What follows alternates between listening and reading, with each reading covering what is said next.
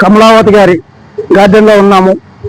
ఏదైతే వీళ్ళ ఇంటి దగ్గర చూస్తే 15 ఏళ్ళుగా పెంచుతున్న వీళ్ళ గార్డెన్లో అన్ని రకాల పండ్ల జాతి మొక్కలు పెంచడం, ఆ పండ్ల జాతి మొక్కలు కాయలు కాయటం, పండ్లు అవ్వడం చాలా ఆనందదాయకంగా ఉంది. ప్రధానంగా సపోటా, నిమ్మ, నారింజ, దానిమ్మ ఇలా చాలా రకాలు పెంచుతున్నారు. అలాగే కూరగాయలు ఇక్కడ ఏదైతే మనం స్తంభం తోటకార ఎరుపు రంగు అనుకుంటున్నామో అది ఇక్కడ కూడా ఉంది. అలాగే వీళ్ళు మొక్కలతో పాటు చేపలను కూడా పెంచడం, ఒక బౌల్లో చేపలు, తర్వాత ఏదైతే తామర, కమల ఉన్నాయి, మొక్కలు ఉన్నాయి.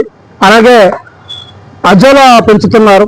ఏదైతే ఆక్సిజన్ ఎక్కువగా ఉందో అట్లాంటి మొక్కలు, స్పర్మ్ మొక్కలు కూడా పెంచుతున్నారు. ఇట్లా ఇన్ని రకాల మొక్కలు పెంచడం అనేది చాలా గ్రేట్.